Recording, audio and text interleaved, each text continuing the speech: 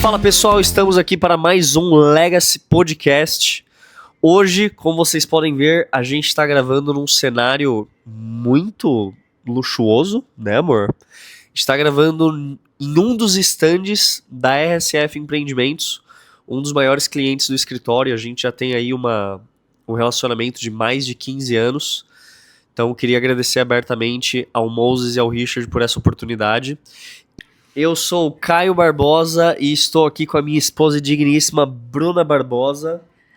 Sejam todos muito bem-vindos ao episódio número 5. E a gente está bem contente com esse episódio. Então faz muito sentido a gente estar aqui hoje, inclusive no empreendimento, porque iremos conversar um pouquinho sobre investimento em real estate. Boa, amor. E o convidado de hoje é o Robson César. Eu vou ler aqui a bio dele.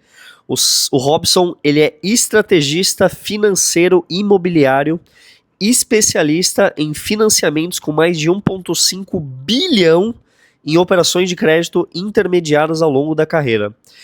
Sócio fundador do grupo AGE. E da Trinca Real Estate, braço imobiliário do Flávio Augusto, do Joel Jota e do Caio Carneiro, nossos sócios, e do César Reich. E também diretor da Associação Nacional dos Correspondentes da Caixa Econômica Federal. Autor de publicações em veículos nacionais, Robson defende que o uso inteligente da alavancagem financeira para investimentos imobiliários é o mais sólido e ágil caminho para a construção de riqueza. Perfeitamente. Ou seja, muito bem-vindo, Robson. Muito obrigado. Uma boa tarde a todos também que estão nos assistindo. Um prazer muito grande participar do 5º episódio, hein? Que honra. Boa. Muito obrigado. Prazer estar aqui com vocês. Legal. Esses primeiros são pessoas muito especiais que a gente está chamando. Muito obrigado. Honrado. Sim.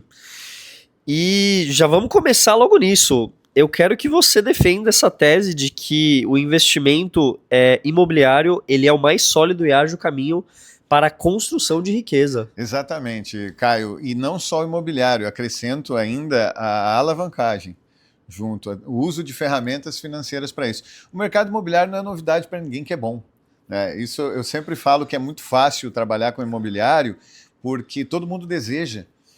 O corretor de imóveis, as pessoas que vendem imóveis, elas são facilitadores, na verdade, porque o desejo ele já existe. Na imensa maioria das pessoas, o grande sonho da casa própria, né? E cada vez mais, né? A casa própria é aquela primeira e a gente sempre quer melhorar. Então, além disso, tem também uma frase que os mais velhos costumavam dizer, né? Que quem compra terra não erra. Perfeito. Por quê? Porque é muito sólido, tem muito desejo, movimenta um absurdo a economia do país. E a rentabilidade e lucratividade dos imóveis são muito altas também.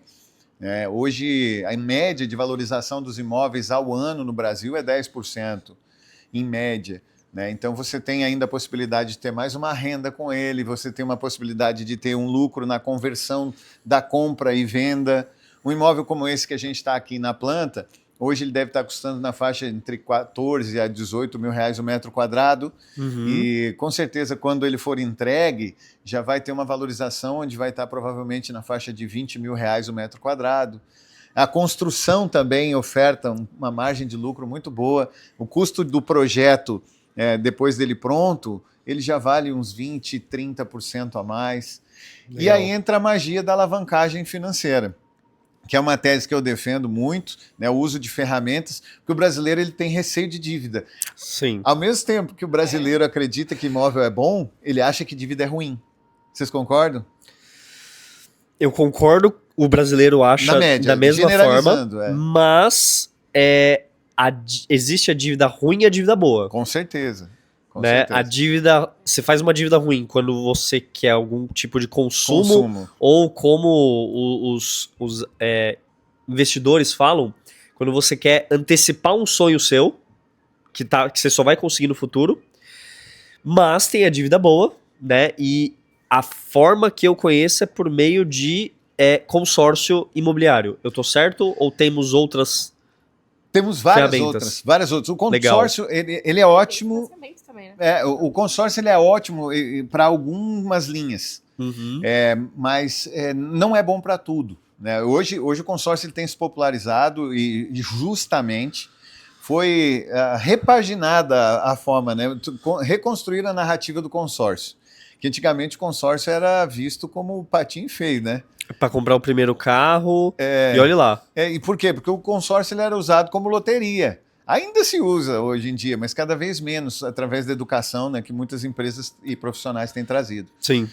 O consórcio ele é muito bom, principalmente para quando você quer manter o bem. Tá? Falando um pouquinho da ferramenta, depois eu volto na questão da alavancagem. Claro. O consórcio, quando você não vai vender, ele é ótimo.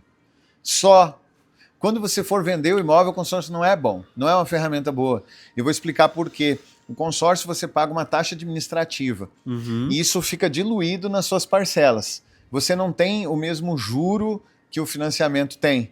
Porém, você não tem vantagem nenhuma em quitar um consórcio antecipadamente. Perfeito, concordo. Nenhuma. Então, quando você adquire um imóvel com consórcio, a grande vantagem é você manter ele e fazer com que o teu inquilino pague a tua parcela. E muitas vezes sobra. Aí ele é genial, não existe nada melhor que o consórcio para isso hoje no Brasil. Agora, para operações de compra e venda, o consórcio não é uma ferramenta boa. Aí entra o financiamento como uma das principais, para mim hoje é a principal ferramenta para esse tipo de operação. E também o consórcio ele tem um outro problema estrutural que você não consegue prever quando vai ter o dinheiro disponível para você utilizar. Perfeito. E o mercado imobiliário ele é dinâmico, então eu não posso muitas vezes ficar esperando uma contemplação para fazer um negócio. É tipo, o mercado imobiliário muito mais importante do que o valor que você consegue vender é o valor que você compra. O valor que você compra. E muitas vezes essa compra ela é de oportunidade. Exato. E aí demanda você ter a disponibilidade do capital, do dinheiro. Exatamente. Então, aí o financiamento ele é rei para compra e venda. Né? Porque eu sempre falo, por isso que eu chamo de ferramentas financeiras. Esses dias eu até fiz um vídeo, tá no meu Instagram, lá, não sei se você chegou a assistir. Não lembro, acho que não. Muita gente me pergunta isso. O que é melhor, consórcio ou financiamento? Depende. Depende do que você vai fazer. Eles são ferramentas financeiras. Eu já tinha respondido um monte de vezes. Aí eu falei assim, quer saber? Eu vou ilustrar isso aqui de forma didática. Legal. Eu fui numa loja de materiais de construção que tem aqui, abordei um vendedor e falei para ele o seguinte, cara, eu estou precisando fazer uma manutenção no meu guarda-roupa. Eu vou precisar pregar o fundo dele que soltou, eu vou precisar serrar umas madeiras lá. Você tem uma ferramenta para mim? E aí ele falou assim, olha, eu tenho para você pregar lá, eu tenho aqui, consigo martelo e tal, para você serrar eu consigo mais uma elétrica, uma serra elétrica lá e tal. Eu falei, tá, mas eu quero levar uma só, você não consegue uma ferramenta só que resolva tudo? Ele, não, como assim? Ele sem entender nada, como assim? Uma ferramenta não tem como. Genial. E é a mesma coisa, cara, martelo é ótimo para quê? Para pregar, se for para serrar ele é horrível. E a serra é boa para serrar e não é boa para pregar. Consórcio, ele tem uma vocação e o financiamento tem outra, o home equity tem outra. E assim por diante. Excelente. Legal. E daí, amor? Não, pode terminar o que você ia falar. Não, eu ia trazer aqui uma polêmica. Ah. Porque, beleza, eu tenho um consórcio hoje, porque um dos convidados do nosso podcast, o Marcos Arthur, ele mudou minha visão sobre consórcio, mas eu ainda sou o cara de investimentos. Uhum. E assim, na minha visão é muito mais fácil, muito mais rentável, eu não vou falar, mas é muito mais fácil. A barreira de entrada ela é ridiculamente menor. Você investir no mercado imobiliário via fundos imobiliários, na Bolsa de Valores, do que diretamente no imóvel. No pensamento de que dá menos trabalho, né?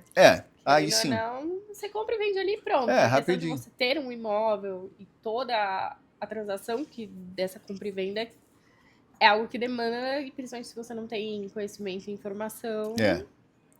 Para preservação de capital, eu acho excelente, né? Porque daí você vai ter um rendimento acima da inflação, se fizer o tema bem feito, eu sei que Sim. o Caio é bom nisso, mas ele não multiplica tanto o capital assim. A longo prazo, sim, se você for considerar a curva de juros compostos, pensando em décadas, aí é absurdo, você fica milionário, sim. E também, assim, considerando que o investidor em fundo imobiliário, ele reinvista os dividendos. Também é fundamental, Né? para ter essa curva do juro Exato. composto. Exato. Boa.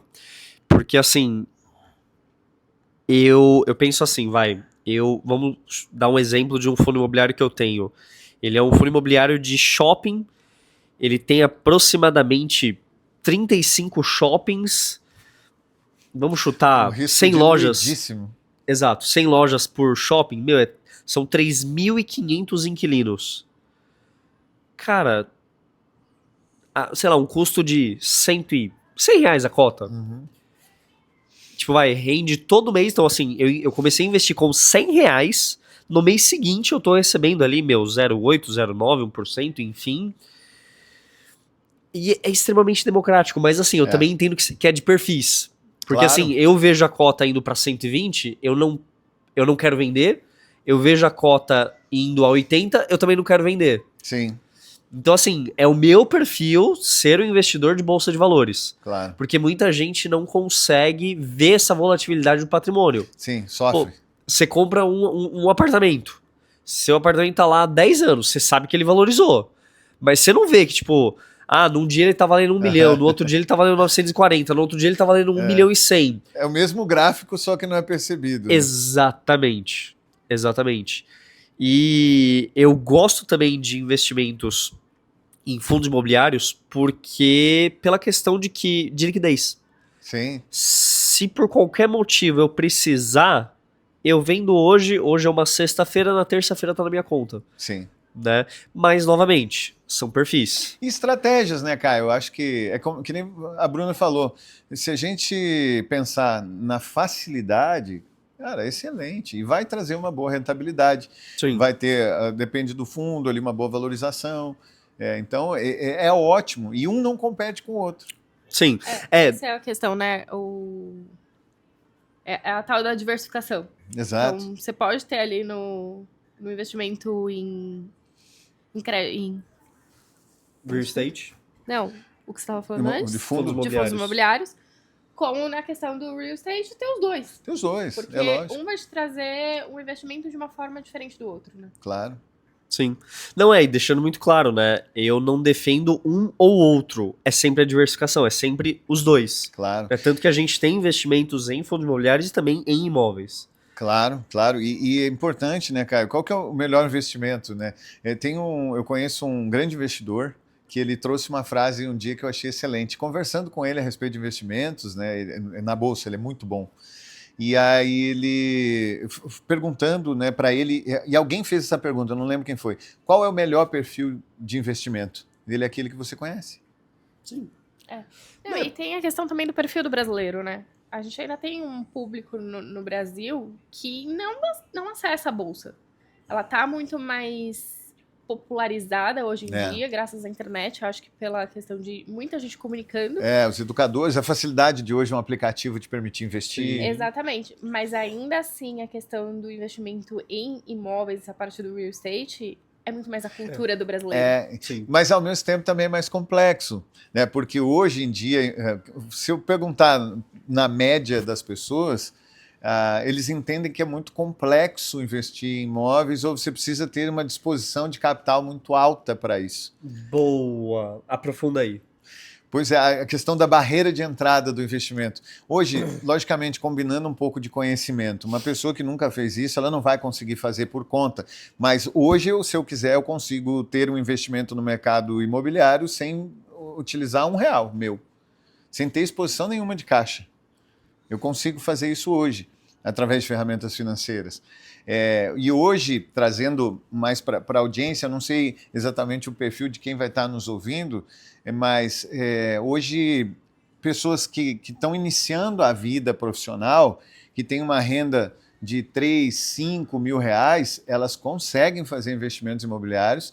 E eu te digo, uma modalidade de construção para venda, por exemplo, ela se fizer, com uma renda dessas, se ela fizer uma transação ano, ela já bate o salário anual dela, com uma única transação. Mas você tá falando isso pro brasileiro médio ou para você que já é um empresário do ramo de construção civil? Um brasileiro médio apoiado por um profissional. Perfeito. Você conhece um profissional legal assim que possa ajudar a gente nessa situação? Pessoal, conheço. Manda uma mensagem pro Caio que eu vou passar o nome para ele aqui. Boa. Desde a sua rede social que aí... Pode me acompanhar lá. O Robson César. E depois você põe um GC, não? Depois a gente põe embaixo. Joia. Por quê, pessoal? Eu mesmo comecei a fazer alguns investimentos. No início, eu tinha uma crença, antes de entrar no mercado, que eu não fazia dívida. Eu era o cara contra o modelo de dívida, porque eu ouvia minha vida inteira, sabe, minha família falando, o fulano está endividado, sabe? O fulano se endividou, se perdeu, e aquilo, logicamente, eu associei como algo ruim. Sim. Então, eu tinha uma resistência, tanto que, quando eu me tornei correspondente da Caixa Econômica Federal, eu recebi essa proposta, eu comprei, né, metade de uma empresa. Eu recebi 5 vezes a proposta, insistentemente, eu neguei todas, até a última. E a última eu só aceitei por um motivo, porque ela pegou pesado demais. Eu conhecia todo o fluxo de caixa, era uma empresa rentável, porém a proprietária, que se tornou minha sócia, ela tinha uma dificuldade muito grande, porque atendia grandes incorporadoras e o nível de pressão era absurdo. E ela tinha um pouco mais de sensibilidade a essa pressão e ela estava esgotada. E aí, até que na última proposta, ela me disse assim, Robson, se tu não aceitar a proposta, eu vou fechar a empresa. E ela estava falando sério. E era uma empresa muito rentável. E eu falei, não podemos. Eu pensei, vou colocar consultores meus lá, eu fico no conselho, doce ilusão. Né? Mas por que eu neguei até lá? E por que lá eu já abri a possibilidade de eu aceitar? Porque eu me sentia um carnívoro abrindo um restaurante vegetariano. Eu não consumia esse produto, eu não achava que fazia bem para as pessoas tomar crédito. Endividado, né? Não, eu achava, poxa, ela vai comprar um imóvel, vai pagar 3 vezes o valor do imóvel no final. Sabe, eu achava um absurdo, eu não achava que aquela empresa fazia bem para os outros. Até eu começar a entender essa dinâmica. E hoje, Caio, que respalda a minha tese, a principal forma mais inteligente financeiramente falando e rentável, lucrativa, é você morar em um imóvel onde você paga uma parcela por ele, e que não seja aluguel. Essa é a forma financeira mais lucrativa que a gente pode ter. E eu provo isso na caneta para qualquer um que duvidar. Pode me mandar uma mensagem, eu provo isso para você lá. Então assim, vamos lá. O apartamento que a gente mora hoje, ele tá quitado. Tá. Então a gente tem que ir pro próximo e fazer aí uma dívida saudável, uma dívida boa. Com certeza. E eu te provo por quê. Quanto que vale, se não quiser revelar, me diz um número aleatório de valor de um apartamento aqui na região. R$1 milhão. R$1 milhão. Se você pegar 1 milhão hoje e investir no teu fundo, quanto que ele te gera? Você está tirando 0,1. Você consegue tirar hoje na faixa de 18 ao ano de rendimento. Sim. Né? Então, com 1 milhão, 18 ao ano, você que é bom contador, 180 mil reais. Sim.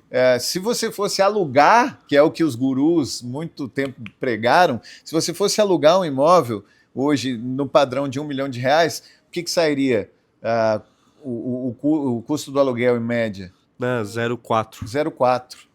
Ou seja, você aluga e sobra mais do dobro do valor do aluguel dessa rentabilidade. Você aluga 2, pelo menos, com esse valor de um só investido. Sim. E quando você traz o financiamento para o teu lado, você potencializa 2 fatores. Ao invés de alugar, você financiar esse imóvel, porque, primeiro, cada aluguel, cada prestação que você paga, você está amortizando o saldo devedor. Tá. Ou seja, é um aluguel que vai acabar. E o segundo ponto, e muito importante, você traz o ativo da valorização do imóvel para o teu lado. Porque quando você aluga um imóvel, a valorização é do proprietário, não é sua. Sim. Agora, quando você está pagando o financiamento, a valorização do imóvel é sua. Perfeito. E você vai quitando ele com o passar do tempo. Então, hoje, se você pegar esse imóvel de 1 milhão e você vender ele, capitalizar, você compra 2. Com o mesmo custo que você já tem, que é o custo de oportunidade. É um capital imobilizado que vocês têm hoje lá. Tá. Mas, assim, a operação mais óbvia seria eu vender ele e partir para o próximo, ou eu usar ele como garantia no financiamento de um próximo? A garantia, para você, tem uma operação que está se popularizando muito também, e provavelmente vocês já devem ter ouvido falar do home equity. Já, mas sinceramente não sei o que é. Tem vários nomes, na verdade. O home equity é o tradicional, mas também tem o EGI, que é um empréstimo com garantia de imóvel, que ela te permite você pegar o seu imóvel quitado, como o de vocês, e fazer uma operação de crédito. Só que quando a gente faz um comparativo com juros de financiamento tradicional, ela não é tão vantajosa. Hoje você vai pagar, num financiamento tradicional, de um valor mais alto, de 1 milhão, na faixa de 10%, 11%, com a Caixa Econômica Federal, que é o banco que tem hoje a melhor taxa. Tá. E quando você faz uma operação de home equity, você vai pagar uns 19%. Caramba. Então é um valor bem mais alto para essa operação. Mas por que ela é assim? Porque nós estamos comparando banana com maçã. Sim. O home equity, o financiamento, ele tem um destino específico, é um dinheiro carimbado, ele vai funcionar exclusivamente para você comprar um imóvel e acabou. Uhum. E a operação, ela permite um juro baixo porque a garantia é muito sólida, o imóvel é a garantia. E no caso do home equity, o imóvel também é a garantia, só que você não tem um carimbo para esse dinheiro. Você pode usar ele para capital de giro da tua empresa, você pode usar qualquer fim, para viajar, para comprar uma outra empresa, para qualquer coisa. E aí, quando você vem para o mercado de capitais, quando você vai pensar num capital de giro, em outros produtos financeiros que têm essa mesma característica, ele é muito mais barato do que qualquer outro. Então, respondendo a tua pergunta, o ideal seria você fazer um financiamento de um outro imóvel para enquadrar no perfil de taxa de juros de financiamento de imóvel, não do home equity. Mas o home equity é uma opção também, que agora vocês já sabem que está no radar para quando vocês quiserem fazer qualquer movimento financeiro. Legal. Opções não faltam. Robson, você comentou um pouquinho aí dessa questão do parte dos juros, do financiamento e a valorização, né? Onde que a conta fecha? Deixa eu entender um pouquinho a pergunta. Em que sentido, assim, da conta fechar? Porque muito você tem essa cultura, essa da ideia, dívida. né, da dívida. Então, você faz financiamento, é o que você comentou há pouco tempo, você faz de financiamento em X anos, você fala, paguei 3 apartamentos Sim. ao invés de ter pago lá no início à vista, por exemplo. Eu entendi. Vamos separar em 2 cenários. Onde que fecharia essa conta? Sim, agora eu entendi. Não, Vamos separar em 2 cenários aqui para ficar claro, porque existem 2 perfis. Existem aquelas pessoas que já têm o capital, que querem comprar à vista. Hoje, sinceramente, é um baita erro comprar um imóvel à vista. Tá? Sinceramente. Por qual motivo? O mercado financeiro está pagando muito mais pelo teu dinheiro do que você vai pagar para o banco. Um exemplo foi esse que a gente deu aqui. Com R$1 milhão hoje no mercado financeiro, você vai fazer R$180 mil por ano. E com você vai pegar R$18 mil, tá? Vamos pegar a taxa para ficar mais fácil de comparar. 18%, aliás. 18% ao ano. E o financiamento, 11% do efetivo. Então aqui a gente tem um spread, tá? Sim. Um spread. Esse spread de 7% é lucro no teu bolso. E esse é o mesmo raciocínio. Eu tenho também uma tese que eu trago muito forte, que todos nós somos um banco. A gente só ainda não acordou para utilizar o mesmo perfil de operação. Porque o banco, ele não tem dinheiro. Ele usa o nosso. Ele usa o nosso. Então, qual que é a dinâmica do banco? E são as empresas mais rentáveis da Bolsa, se você olhar lá. Os lucros absurdos. Como que opera um banco? Ele capta dinheiro barato através de um produto financeiro e empresta mais caro através de outro produto financeiro. E quem tem capital tem que ter esse mesmo raciocínio. Você vai pegar o teu capital e vai emprestar com juro alto e vai captar do mercado um financiamento mais baixo para pagar o teu imóvel, fica com spread de 7% ao ano. E mais a valorização do imóvel. Então, só aí a conta já fecha com louvor. Uhum. E nós temos outro perfil de quem não tem o capital. Essa pessoa, até ela juntar esse capital para ela conseguir comprar esse imóvel, ela vai ter um custo de moradia. Né? Então, e mesmo que ela não tenha esse custo de moradia, talvez ela more com os pais. Eu vou dar um exemplo de um cliente que comprou um imóvel popular comigo e depois ele vendeu esse imóvel popular comigo. Ele comprou sem entrada, porque ele financiou na planta com uma construtora, e ele ficou com esse imóvel 4 anos e meio. Tá? Ele pagou R$110 mil precisamente por esse imóvel, já tem alguns anos isso. R$110 mil por esse imóvel. Ele pagou algumas parcelas ali no decorrer do tempo, pagou ITBI, registro de imóveis, e 4 anos e meio depois... só que essas parcelas que ele pagou equivaliam ao aluguel que ele tinha. 4 anos e meio depois ele vendeu por R$165 mil. Então, se faz uma conversão aqui, tirando o que ele já tinha quitado, ele teve R$ 50 mil nesses 4 anos e meio de valorização desse imóvel, que ele não teria juntado esse valor se não fosse dessa forma. Sim. Então, na conversão toda ali, ele teve 50% praticamente, ele teve até um pouco mais, de 50% de lucro sobre esse imóvel, pensando no valor final do imóvel. Mas se a gente for pegar o quanto de fato ele gastou, passa de 200% o retorno que ele teve, porque ele pagou só o ITBI e registro e parcelas. Ele não gastou 110 mil, ele deve ter gasto uns 20, e ele conseguiu mais de 50 mil de retorno. Legal. Muito número, hein? Muita confusão. Tá claro, não dá para perguntar para quem está assistindo, porque às vezes eu me empolgo num monte de número e não sei se. Não, tá mas daí claro, a pessoa coloca na velocidade meio, volta Pausa 2 aí, vezes, tá tudo certo, não tem problema nenhum. Maravilha. E eu fico pensando aqui, falei, ó, eu coloquei aqui, ó, pensar em investimento e financiamento, 2026. Maravilha. Conta comigo. É isso, exatamente, exatamente. E agora vamos conhecer um pouquinho mais do Robson pessoa, do Robson família, do Robson empresário. Quem é o Robson?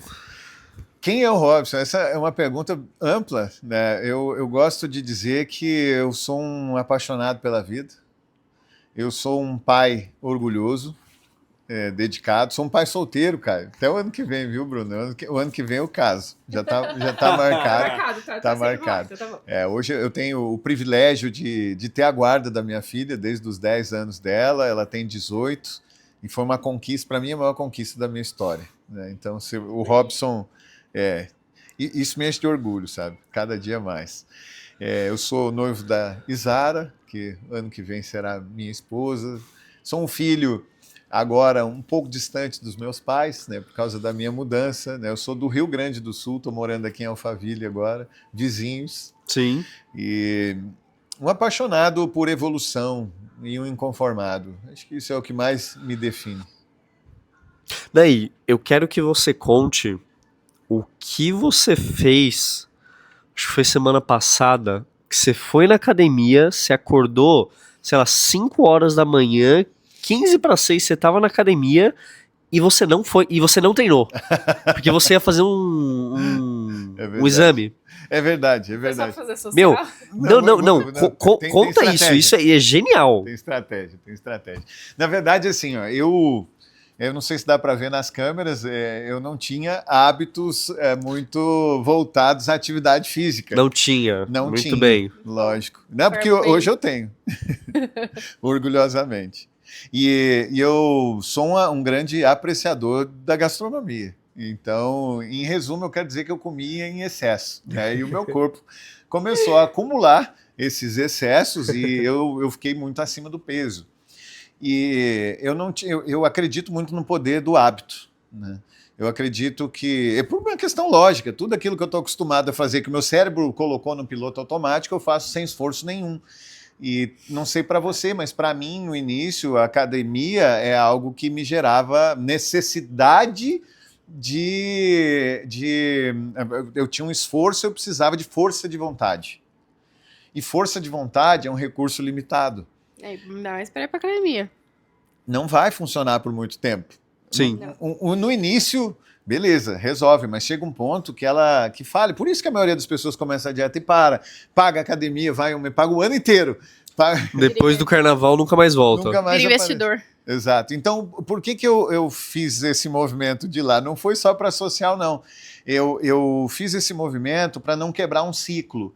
Porque hoje existem estudos, inclusive, que citam isso, né, que quando você está no processo de construção de um hábito, e varia muito da complexidade do hábito, mas a gente pode resumir aí na faixa de 60 dias que você repete, o teu cérebro automaticamente joga aquilo para o piloto automático. Mas se você quebra esse ciclo, é como se você tivesse que voltar tudo. Como não? É literalmente, você retorna tudo do zero.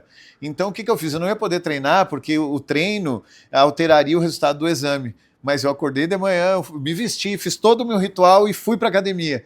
E fiquei lá um tempinho, tomei uma água da academia e voltei para casa para manter o hábito angular. Que o pessoal falou assim, mas que adianta? Tu veio aqui e nem treinou, mas eu falei, treinar não é o hábito que eu quero manter. Eu quero manter o hábito de chegar aqui. Porque se eu chegar na academia, eu vou treinar. Porque é muito mais difícil você chegar na academia do que treinar. Exatamente. Quantas pessoas chegam na academia e falam, hoje eu não vou treinar, tchau. Pouquíssimas. Eu só fiz não isso sei, uma né? vez. Tipo, Que foi essa? e por um motivo, né? Normalmente ninguém vai, tipo, deixa eu ir lá ver o que tá acontecendo. Não, é realmente isso. Quem vai é porque vai fazer, né? Então, só de você ter mantido o seu hábito. E eu não quebrei. E isso fortalece a sua mente de uma forma absurda. Absurda. Em diversos aspectos, Caio. Sabe, eu tenho muito orgulho de dizer que hoje eu treino de segunda a segunda. Sabe, isso foi outra decisão voltada ao hábito. Porque já deixa essa recomendação. Se você tem dificuldade com a academia, esquece esse negócio de treinar 3 vezes por semana. Porque você vai começar a negociar o dia que você tem que ir. Porque tem dia que você não tem que ir. E aí aquele dia, ele tem um valor. E aí quando você tem que ir, você começa a negociar. Hoje eu vou deixar, eu vou amanhã e depois de amanhã direto. Para mim não funciona, tá? Para mim funcionou o quê? Eu vou treinar todos os dias, inclusive domingo. Todos os dias, no mesmo horário, com o mesmo ritual. Não, e amor? Mas isso eu também tenho esse problema de... Quando eu falava, eu vou 4 vezes na semana. Aí você... segunda não dá, ainda tem mais 6. Não dá na conta. Esse é o problema. A gente negocia. Sim. E sempre vai ter um bom motivo. Sempre. A gente vai encontrar um bom motivo. Porque a gente não coloca como uma obrigação. Exatamente. E por que eu trouxe também para 6 horas da manhã? Porque é um horário que não compete com nada. Não tem ninguém me chamando no WhatsApp esse horário. Perfeito. Tipo, além de... Eu entendo que a melhor forma de você acordar cedo é acordando e indo na academia. Porque eu, por exemplo, treino já há muitos anos, eu gosto de treinar, mas não vou todo dia, todos os dias. Não vou. Tem dia que não dá. Tem dia que, assim, por exemplo, eu não abro mão de dormir no mínimo 6 horas por noite. Não abro mão. Então, se eu cheguei, por qualquer motivo, em casa 2 horas da manhã, eu não vou acordar às 5 pra ir na academia. Eu posso talvez ir na academia depois, mas é difícil. Sinceramente, é difícil. Começa a ficar difícil. Mas eu não vou na academia. Mas é porque eu já adquiri o hábito de ir na academia, sei lá, deve fazer 8, 10 anos, que eu vou, assim, com uma frequência muito boa na academia. Então eu sei que eu deixar de ir um dia não vai quebrar esse ciclo dos 60 dias. Sim. Porque já internalizou o hábito. Sim. Mas é isso, assim, a gente deixa de ir um dia, no segundo dia você já pensa, fala, vamos. Vamos, não pensa. Não pensa. É isso aí. Porque, e daí foi o que você falou, assim, a academia, ela é um dos principais hábitos angulares que tem. Porque se você acorda e vai na academia, você acorda mais cedo que o habitual, né? Tipo, você não quebra 1 hora menos de trabalho pra ir na academia. Não, você tem que acordar antes de ir pro trabalho. Exato. Se você for na academia de manhã, você tá tomando bastante líquido, tá tomando água. Muito, legal. É verdade, isso aumentou muito. Sim, se você for na academia de manhã, você não vai tomar um café da manhã porco. Você vai comer lá o seu omelete com um pãozinho e não sei o quê. Se você for na academia de manhã, você tá bem disposto, sua manhã vai ser produtiva. O nível de energia é outro. O nível de energia é outro, você almoça bem, você volta no almoço bem. Não vai você dorme bem à noite, porque como você acordou cedo, você... À noite, sei lá, eu no meu caso, eu acordo 5h10. Cara, dá 9 horas da noite, eu já tô dando um chute. Essa é a parte que eu tenho que evoluir. Eu ainda tô dormindo pouco e mal. Assim, eu tenho um fluxo de pensamento absurdo, assim, sabe? E quando eu deito, sabe aquele memezinho que vocês já viram que a pessoa tá dormindo, de repente vem uma pergunta... Você já pensou nisso? Pum, e o olho brilha. Eu ainda tenho muito disso. Eu tenho, na verdade, evoluir para uma rotina de... Como que chama? Tem um nome bonitinho para isso, de higiene do sono. Higiene do sono. E menos 3 tela. horas antes de dormir, você tem que parar de comer, 2 É. horas parar não sei o quê, 1 hora sem celular. Luz branca, o pessoal É. usa óculos laranja, não sei se vocês já viram, para evitar a luz branca, porque ela inibe a produção de melatonina. Tem umas coisas assim, e essa é a parte hoje assim que tá precisando. Essa noite eu dormi 4 horas. E isso não faz bem para nada. Não, Pra nada. Mas aí nós vamos ajustando, um tijolinho de cada vez. Justo. Mas eu sou completamente diferente, eu não consigo acordar de manhã pra ir pra academia. Não. Vai ter que ser no fim do dia. Mas aí vocês conhecem, né? Isso que é importante. Eu não acredito em fórmula mágica universal e Exatamente. absoluta. Então, é exatamente. Lá em casa funciona desse jeito. E é bom que, como a gente tem o bebê também, então Sim. tem que ficar em casa pra cuidar. Sim. Então, a gente sempre funcionou bem assim. Ele de manhã e eu à noite. Então você vai começar aí quantos dias por semana na academia à noite, amorzinho da minha vida? Só pra ficar registrado aqui. É meta melhorar, mas hoje, 2 na semana eu sempre faço. Fazendo um compromisso. 2 vezes, amor. 2 eu vou, graças a Marcinho. Não, dá pra melhorar, vai. Não. O Robson acabou de falar que se você vai na academia 3 vezes, 2 vezes, acredite, você não vai ter o hábito. Não tô pedindo pra você ir todos. Não, eu falei, desde quando, há 2 meses atrás, eu coloquei como meta melhorar essa minha disponibilidade na academia. Eu também realmente não era a pessoa desse hábito, não. Tem uma estratégia que também funciona muito comigo, viu? Que é de neuroassociação. Eu aprendi a gostar de lavar louça por causa de uma neuroassociação. Eu talvez seja a única pessoa que gosta de lavar louça que vocês vão conhecer. Mas sabe por que eu construí isso? Eu precisava fazer isso naquela época. Eu era adolescente e eu assistia vídeos. Eu sou apaixonado por aprender. E aí, enquanto eu lavava a louça, era o mesmo momento que eu assistia vídeos que eu estava altamente interessado naquele conteúdo. E o cérebro, ele associa aquele momento ao sentimento. E fez com que eu tivesse prazer numa atividade que não tem prazer nenhum. Hoje eu lavo se tiver um monte de louça para lavar, para mim não é esforço nenhum fazer aquilo. Nenhum. E aí a academia, muitas vezes em outros momentos, eu lia. Porque eu adoro ler. Eu levava um livro, eu era o único maluco com um livro na academia, eu fazia a série e descansava lendo. Eita, Preula, eu achei que você ia estar na esteira, sei lá. Na esteira também, mas na esteira até é mais difícil, assim, que daí você tá se movimentando. Ou faz bicicleta. Teve uma época que eu, fazendo bike, eu lia livro. Agora, andando, não, que normalmente eu corro.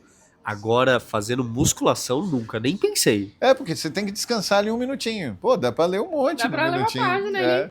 E aí eu fazia essa neuroassociação também é legal. Outra coisa que é legal, que nem na academia hoje, ela virou um ambiente de você se relacionar, social.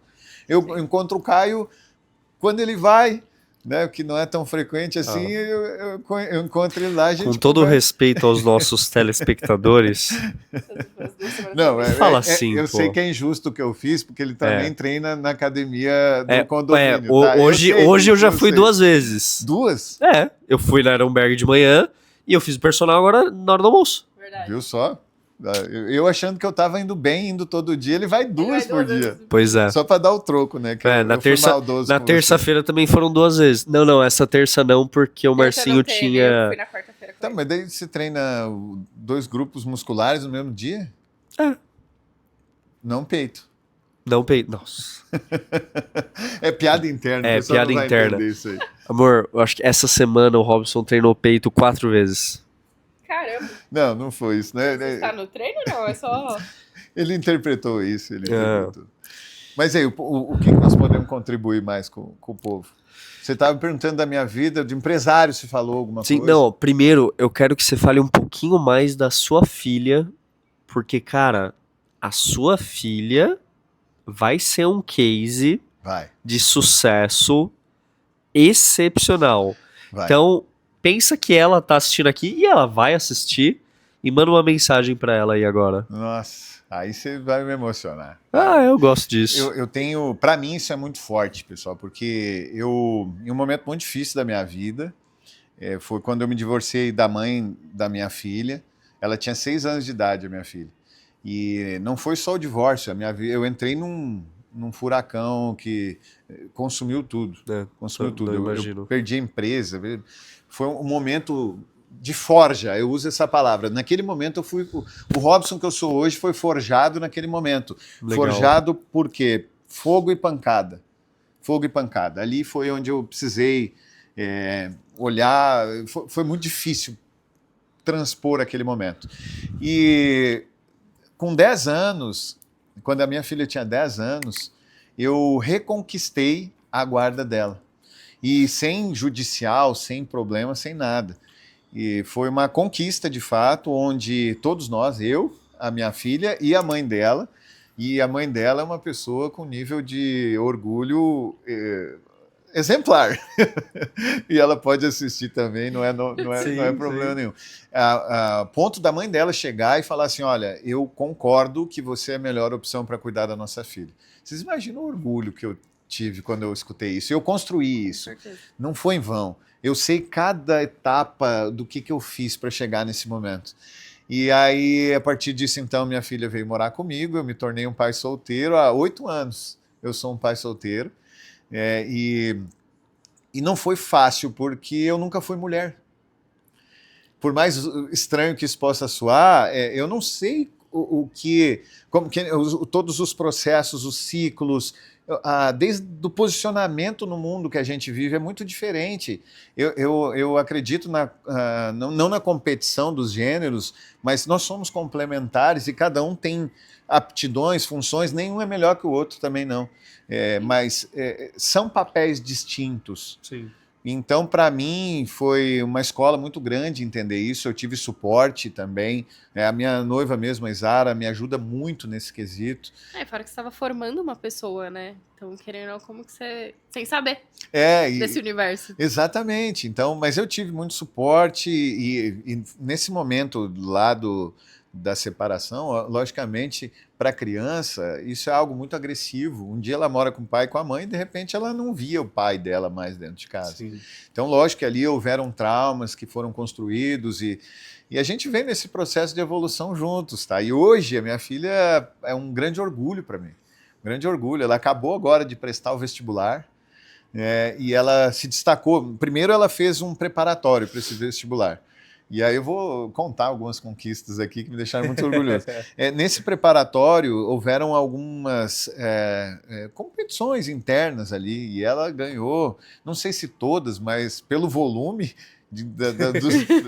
Muitas. Deve ter ganhado todas, pelo volume.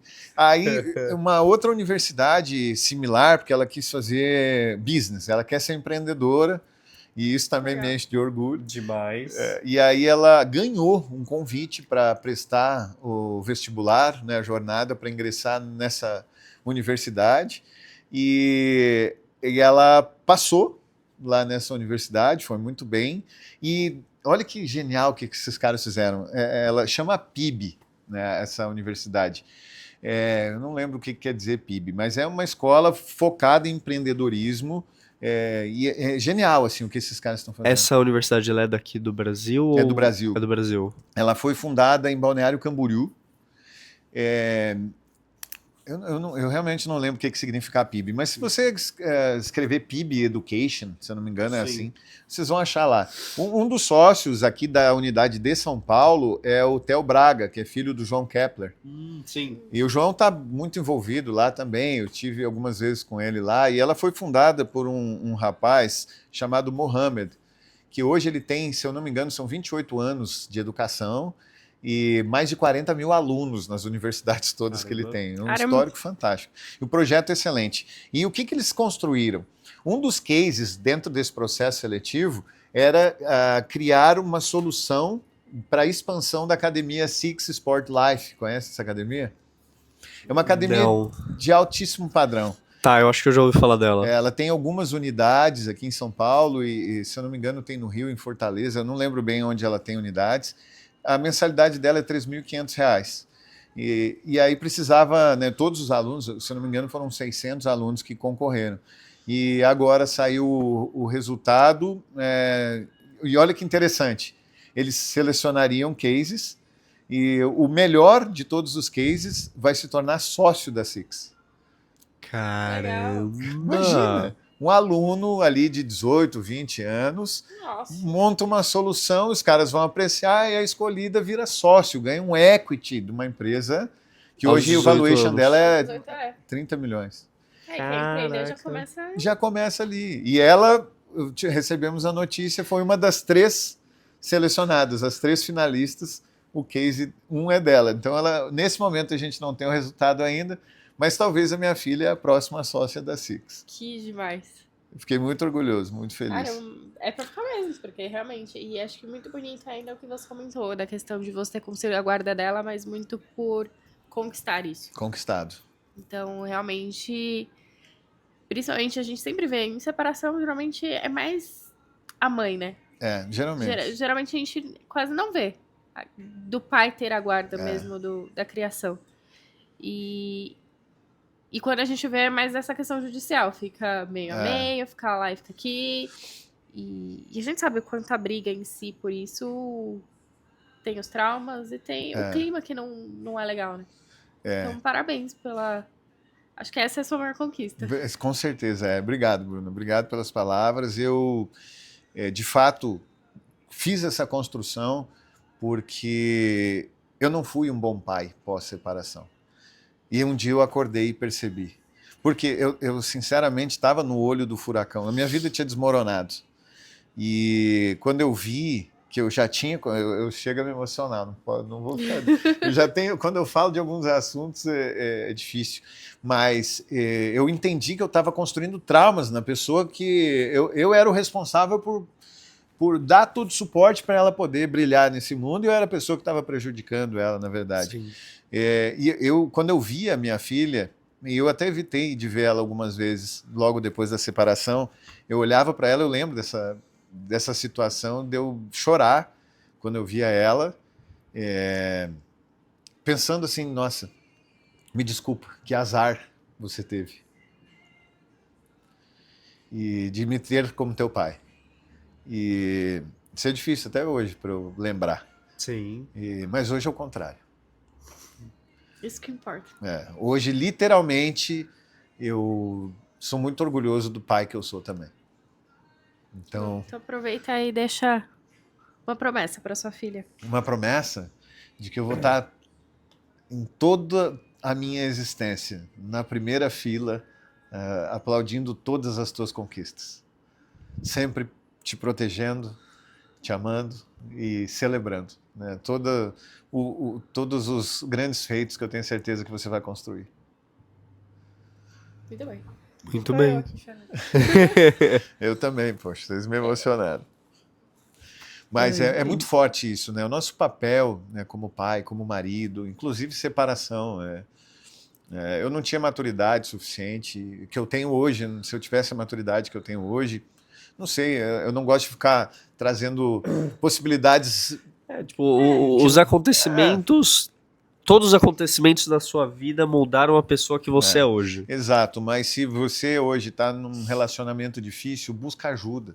Não separa tão fácil, sabe? Tenta buscar uma ajuda profissional, alguém que seja um exemplo de relacionamento para tentar ajudar, porque hoje eu vejo o quão importante é para a nossa formação, para as pessoas, para os nossos filhos, a estrutura da família. Então, deixo essa mensagem aí. Não, obrigado. É sobre isso. É sobre isso. É sobre isso.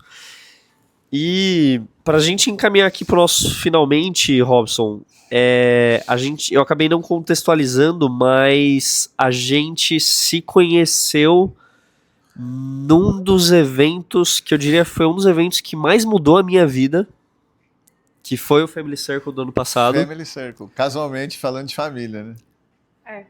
Você estava do lado da sua filha. Do lado da minha filha. E nesse evento, que é um evento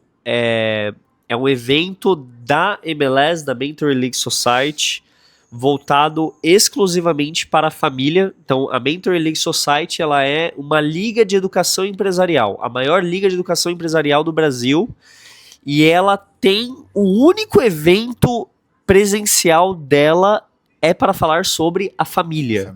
Cara, isso é uma disrupção no mundo corporativo. Muito. Né? E por isso atrai tanta gente e tanta gente boa, Exatamente. né? E foi um evento especial pra mim, porque foi o primeiro evento do meu filho, né? O Teodoro tinha 22 dias.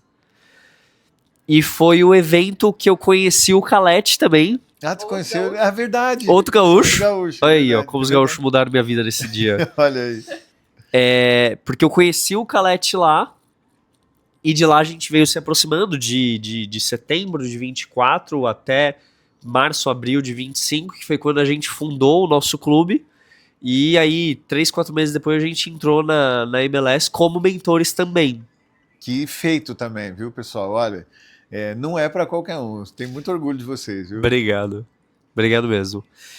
E assim, eu queria que você falasse o poder do ambiente influenciou no Robson de hoje. Nossa. Se eu não sei há quanto tempo você já acompanha o César, né, no V-Club e depois na Tinker Real Estate, mas pelo pouco que eu conheço, você mudou muito e, cara, você saiu de Porto Alegre e veio para Alphaville basicamente em função disso. Muito por função disso. Na verdade, eu sempre. Eu já morei em São Paulo antes, né, no início da minha fase adulta, e tive grandes conquistas em São Paulo como músico. Né, como músico. Eu já tinha te contado isso, não? Eu acho que não. Um dia eu te mostro. Eu fui músico nesse período. E eu sei por que isso você meu canta cabelo muito comprido bem. lá. Eu gosto muito de cantar. E, Caio, aqui eu tive grandes conquistas, né, em São Paulo, e eu já tinha o gosto de entender o que eu já falava para minha filha, para minha noiva, que em São Paulo, os acessos que nós temos aqui, o mundo aqui gira muito mais rápido. As coisas acontecem aqui muito mais rápido. E eu já tinha um desejo de vir para cá.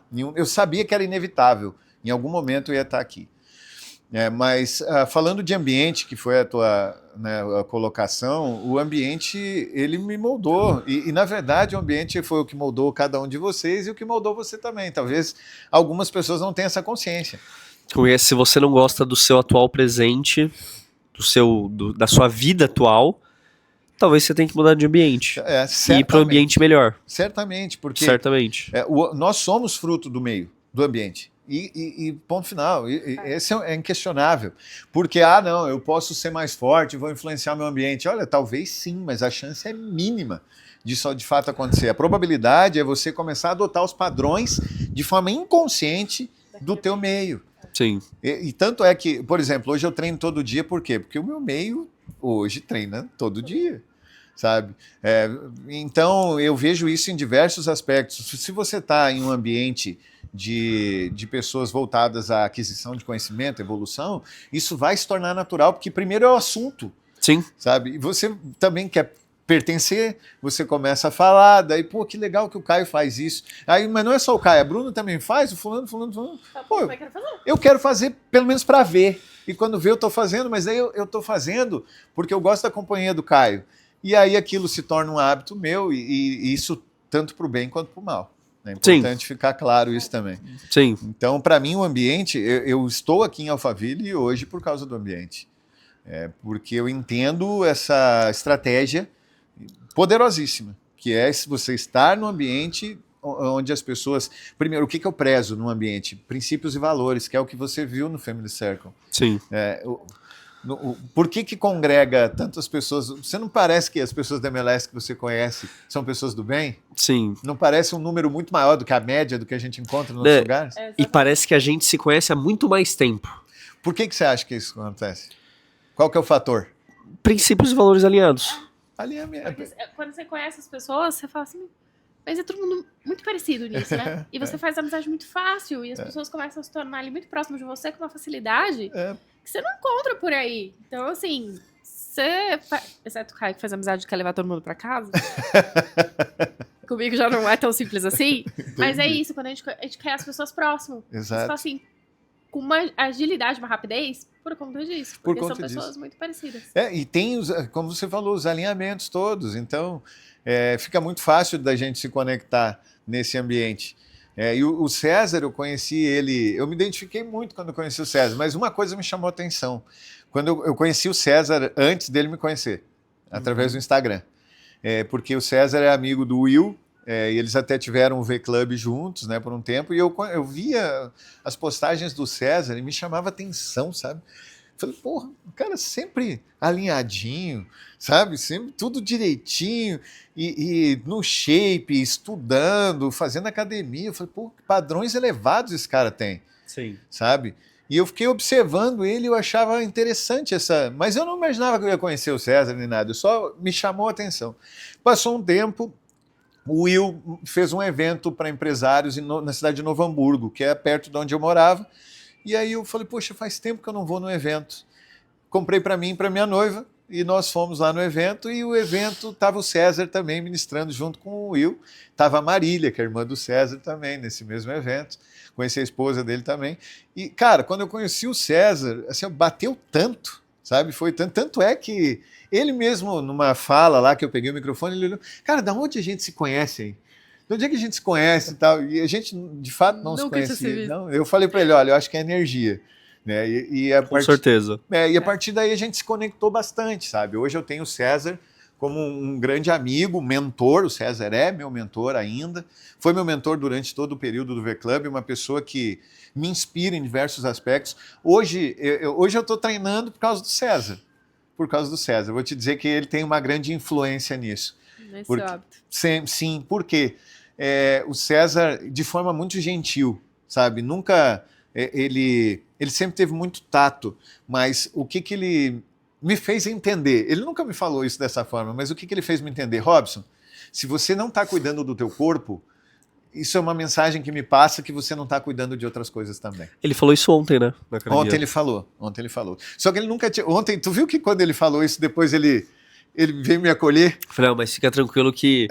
Por isso que eu sempre... Por quê? Porque ele sempre teve esse carinho, esse cuidado em dizer, mas, gente, vamos ser sinceros. Né? Não quer dizer que uma pessoa que cuida do corpo, ela cuida de tudo também assim. Mas uma pessoa que não cuida do corpo, é nítido ali uma mediocridade. Estampada, tangível, não tem como mudar. E é uma mediocridade, não adianta dizer que é a minha genética, talvez para uns é mais fácil do que para outros, isso eu acredito. Mas, de qualquer forma, não é impossível para nenhum. Então, tudo é uma questão de hábito, de construção, e para mim, não faz sentido eu me manter acima do peso hoje. Não faz sentido nenhum. Por isso que não tenho problema nenhum em acordar de manhã e ir para academia.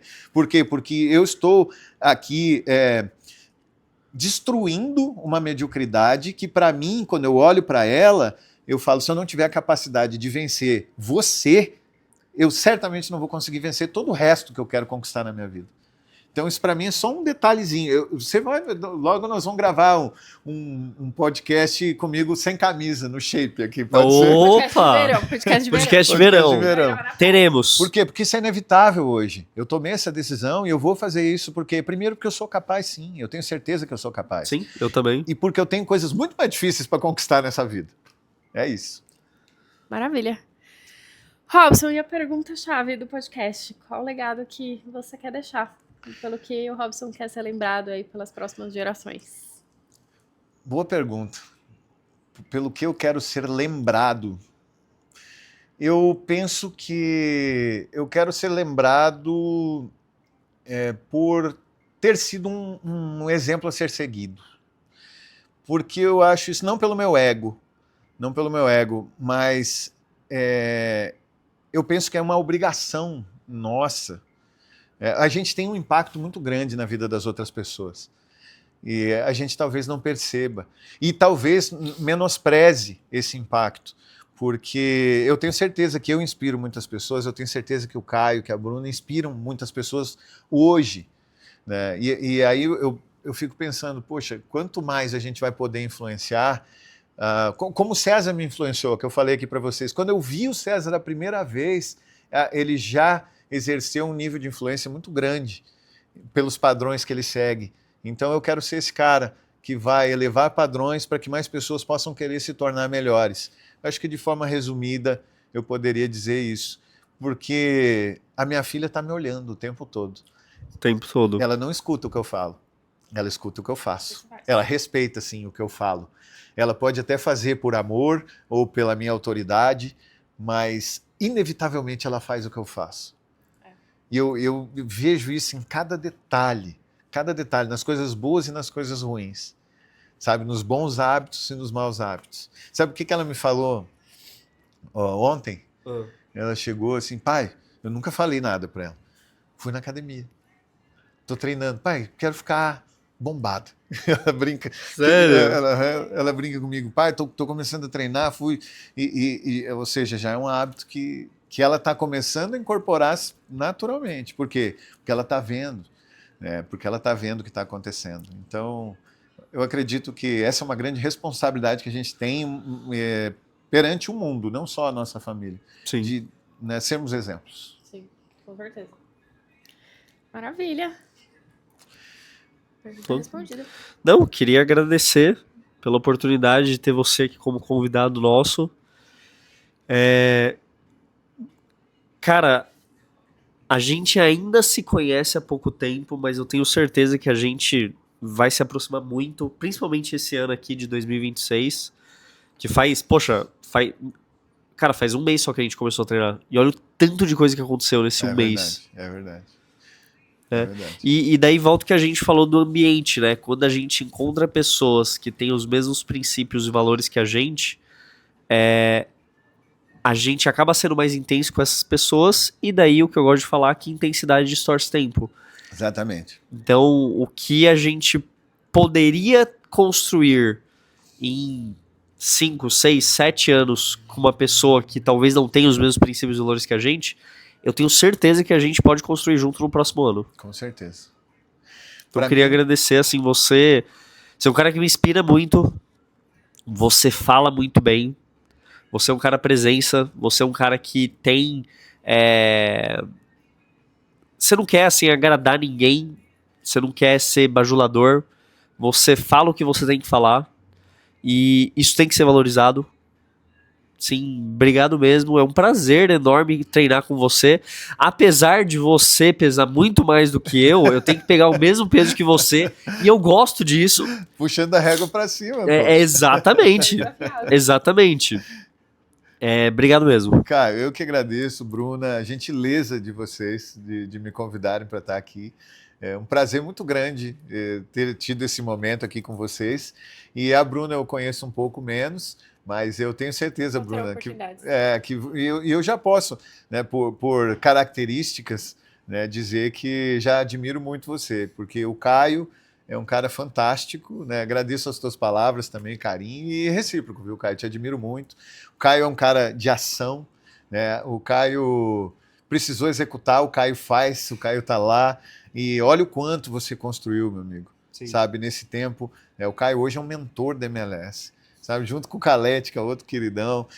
O Caio constrói muitas conexões, faz muita coisa. Eu te digo, você me inspira muito também, viu, meu amigo? Privilégio caminhar ao teu lado. Obrigado. Muito obrigada, acho que por todos os ensinamentos do ramo imobiliário, mas principalmente pela sua história de vida. Foi muito bonito. E acho que não é à toa, o podcast se chama Legacy, é isso que vai ficar. Amém. Acho que negócios é muito legal, é muito importante para a gente compartilhar e trazer, mas o que fica é isso, quem nós fomos e quem nós somos. Então, muito obrigada. Então, você já deixou suas redes sociais? Já, né? já. Obrigado, pessoal, por nos acompanharem em mais um Legacy Podcast. Não esqueçam de curtir, compartilhar e se inscrever no nosso canal. Também coloca nos comentários que tipo de assunto você gostaria de ter nos próximos episódios que a gente vai trazer para vocês. E também se vocês querem que o Robson ele aprofunde em mais algum assunto em específico. Que daí eu mando para ele e ele faz um vídeo pra gente compartilhar. Com prazer. Beleza? Beleza. Muito obrigado e até a próxima. Tchau. Tchau, tchau. Obrigada.